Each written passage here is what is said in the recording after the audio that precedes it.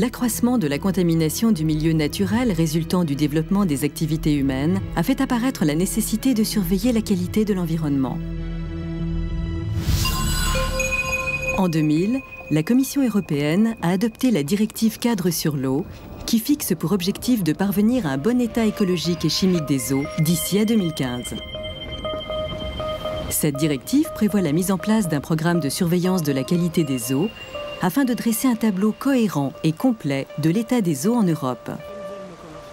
Donc on est un peu dans cette dynamique à mettre en place des outils qui vont permettre effectivement de suivre les milieux.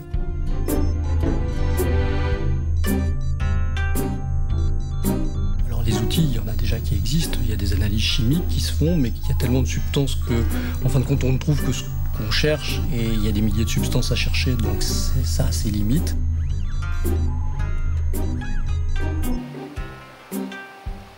Et puis il y a des mesures beaucoup plus globales qui sont les indices biologiques, en fait, qui sont basés sur la diversité des espèces. Où là, en fin de compte, si des effets sont observés au niveau de l'abondance et de la diversité des espèces, c'est un petit peu tard.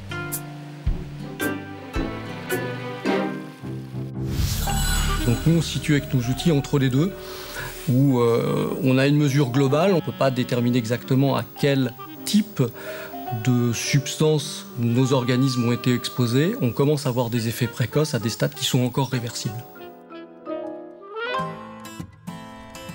Ça va être deux types d'outils essentiellement, soit des méthodes in vitro qui vont nous permettre d'étudier des prélèvements environnementaux comme des effluents de stations d'épuration ou des sédiments de rivières, et donc avoir une idée du niveau de contamination de ces milieux. L'autre type d'outils, ça va être plutôt des marqueurs biologiques, donc des dosages biochimiques qui vont nous permettre d'évaluer l'impact, enfin, soit l'exposition, soit les premiers effets. Si l'approche chimique renseigne sur la présence d'un contaminant, elle n'apporte pas de réponse sur les effets ou sur les risques. De même, l'approche écologique met en évidence les effets, mais ne renseigne pas sur les causes. Entre ces deux approches, l'étude de biomarqueurs renseigne sur des expositions et/ou des effets précoces qui peuvent être révélateurs de ce qui peut se passer à long terme au niveau d'une population. Un biomarqueur est un changement observable ou mesurable à différents niveaux d'organisation biologique, que ce soit moléculaire, cellulaire, physiologique, morphologique ou comportemental, qui va refléter l'exposition d'un organisme à une substance ou à un mélange de substances à caractère polluant.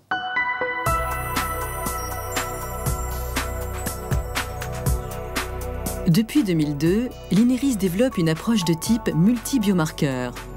Un ensemble de biomarqueurs sont mesurés chez des organismes modèles afin de prendre en compte la diversité des contaminants présents dans les écosystèmes et la multitude d'effets que peut générer ces contaminants.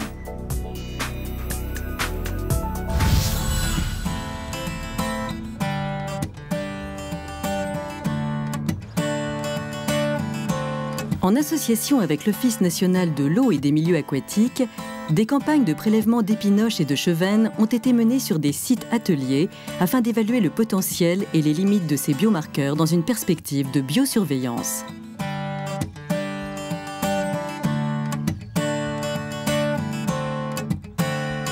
Les poissons sont d'abord mesurés, puis pesés.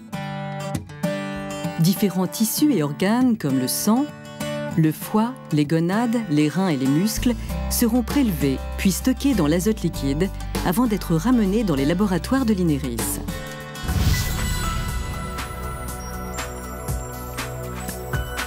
En complément des prélèvements de poissons, différentes matrices environnementales avec de l'eau et des sédiments seront prélevées. L'objectif étant de réaliser des analyses chimiques ou des tests in vitro sur ces différentes matrices.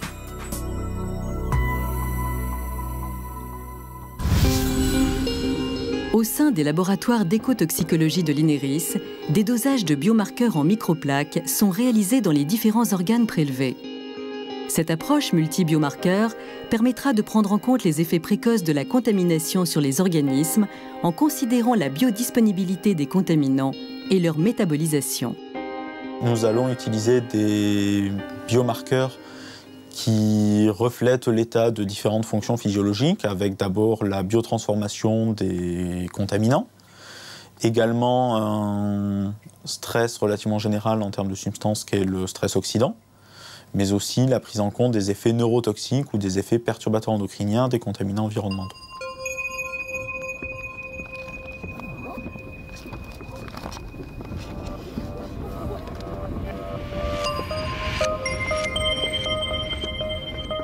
Afin de faciliter le traitement de l'information et l'interprétation des données qui sont issues de ces études, l'INERIS a développé un indice biomarqueur qui permet de synthétiser les données obtenues sur un site d'étude avec l'ensemble des biomarqueurs qui sont mesurés sur ce site.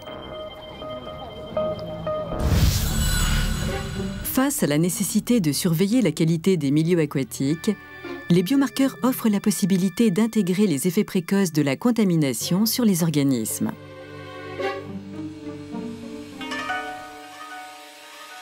En raison de la diversité des polluants et de la multiplicité de leurs effets, seule l'utilisation d'un ensemble cohérent de biomarqueurs semble pouvoir rendre compte de cette complexité. Dans ce contexte, les biomarqueurs se présentent comme des outils susceptibles d'apporter des informations complémentaires à celles qui sont fournies par les analyses chimiques et les études populationnelles.